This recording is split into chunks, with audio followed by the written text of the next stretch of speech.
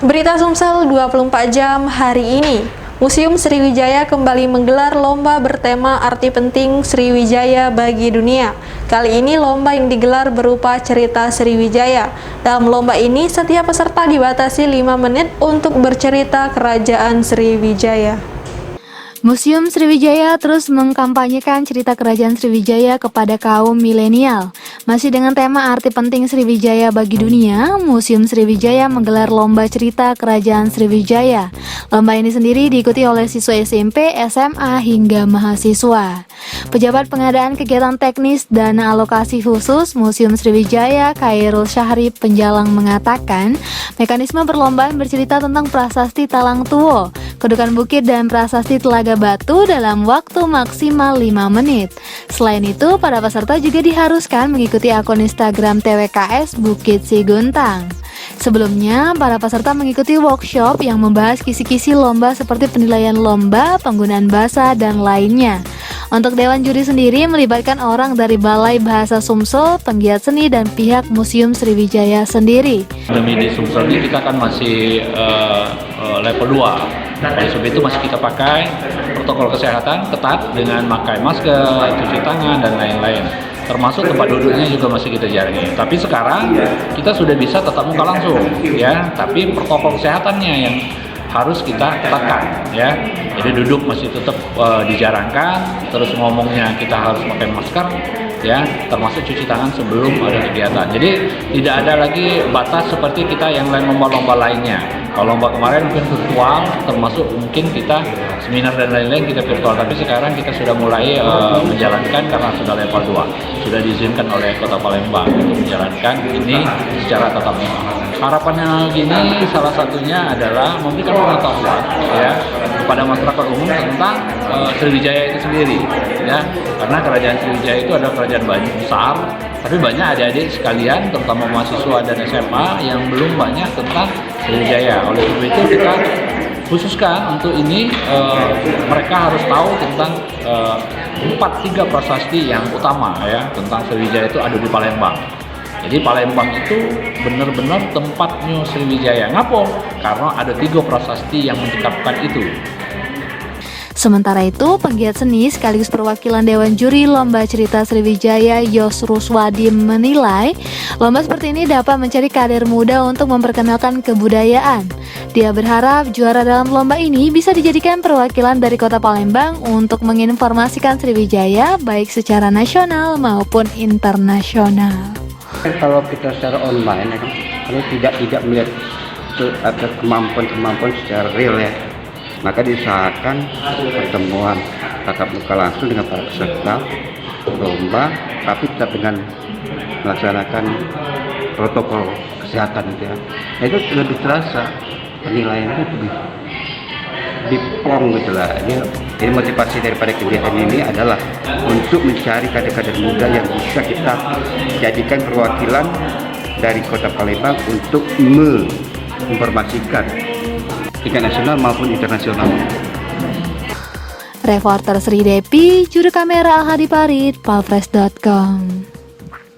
Pemirsa, Museum Negeri Sumatera Selatan Bala Putra Dewa bekerja sama dengan Perkumpulan Pecinta Aksara Ulu Sumsel membuat replika naskah Gelumpai yang berisikan kisah Nabi Muhammad SAW.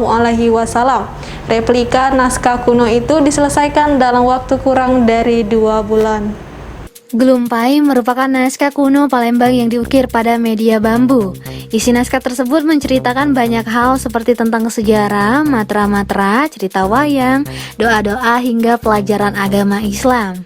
Pada replika naskah Gelumpai yang dibuat Museum Negeri Sumatera Selatan Bala Putra Dewa bekerja sama dengan Perkumpulan Pecinta Aksara Ulu Sumsel menggunakan tulisan aksara Ulu dengan huruf kaganga sama seperti naskah Gelumpai yang asli. Nuzulur Ramadona dan kawan-kawan dari Perkumpulan Pecinta Aksara Ulu telah berhasil menyelesaikan pembuatan replika naskah Gelumpai dalam waktu lebih kurang 2 bulan. Fikri, anggota Perkumpulan Pecinta Aksara Ulu Sumsel, saat menyerahkan replika naskah Gelumpai Nabi Muhammad SAW ini mengaku tidak begitu kesulitan selama proses pengerjaan. Khusus bambu untuk mengukir naskah diakuinya dibeli dari luar Sumatera. Fikri mengaku agar bentuk replika naskah gelumpai ini bisa menyerupai naskah gelumpai aslinya, sebelum proses pembuatan dilakukan proses pengukuran baik panjang bambu maupun ukuran huruf aksara ulu yang terukir pada gelumpai. Replika naskah gelumpai itu diukir oleh Romadona, ketua perkumpulan pecinta aksara ulu Sumsel, agar menjaga konsistensi huruf yang diukir.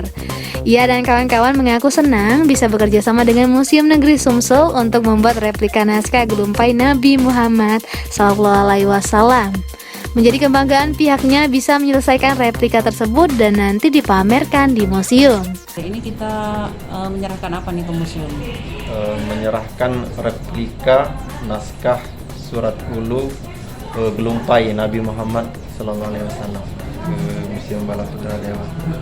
Itu proses pembuatannya berapa lama?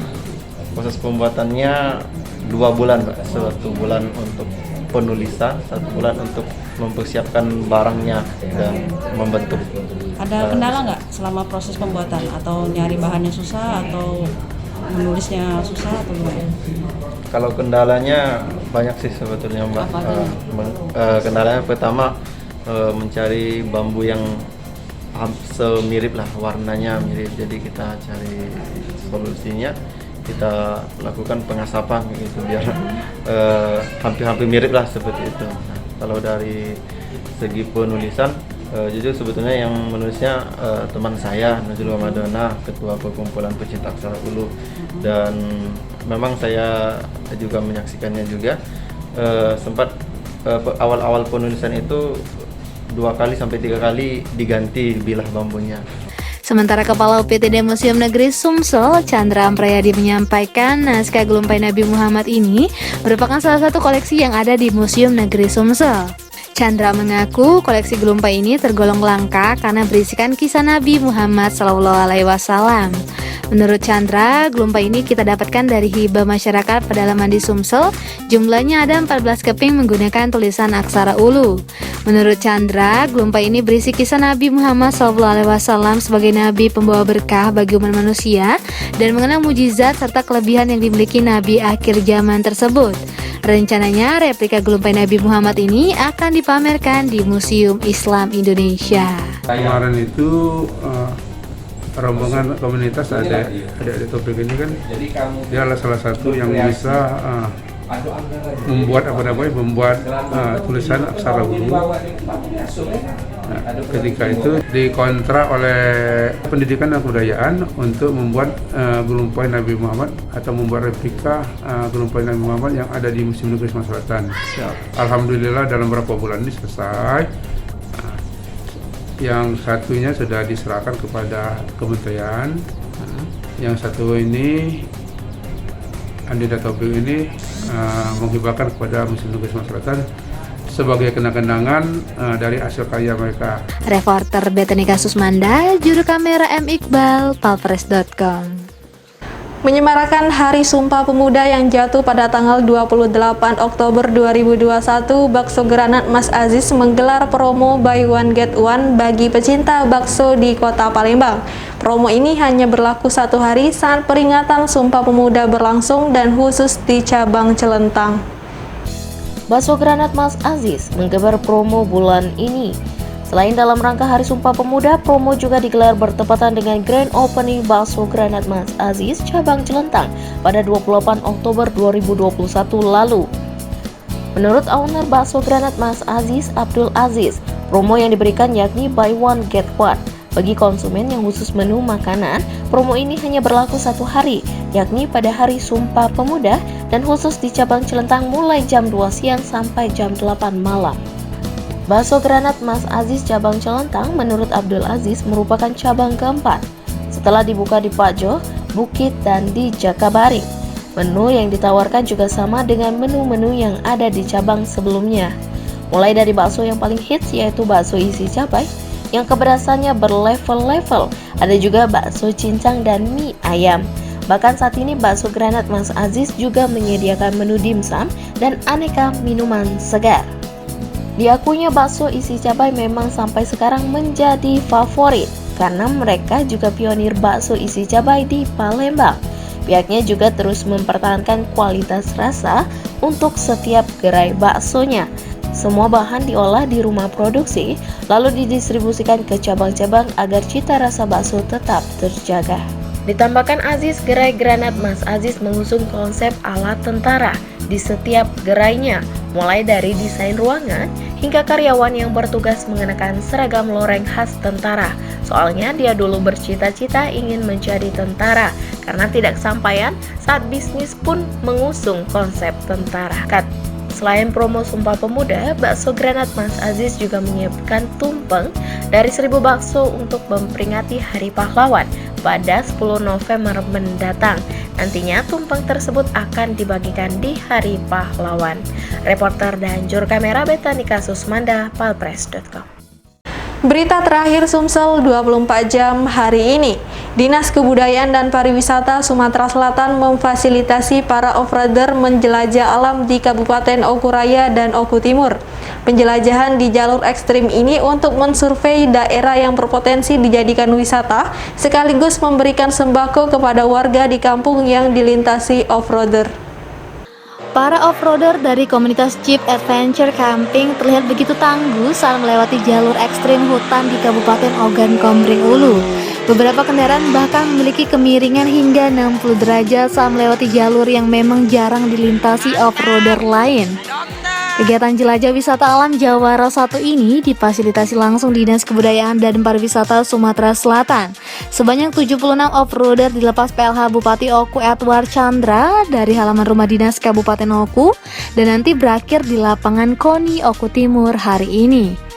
Kepala Dinas Kebudayaan dan Pariwisata Sumatera Selatan, Aufa Sarizal Sarkomi mengatakan, kegiatan jelajah alam ini digelar untuk memfasilitasi off-roader dalam menaklukkan medan ekstrim.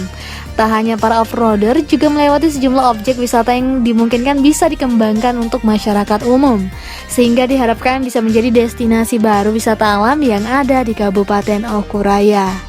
Sebab jalur lintasan yang ditaklukkan off-roader ini beragam mulai dari sungai, air terjun, dan lainnya. Tak hanya itu, sambung Alfa, selama menjelajah alam, para off-roader juga melakukan bakti sosial berupa pembagian sembako kepada warga yang kampungnya dilintasi. Dengan demikian, diharapkan keberadaan off-roader ini bisa memberikan manfaat kepada masyarakat. Reporter Trisna Rusli, palpres.com. Demikianlah berita Sumsel 24 jam hari ini.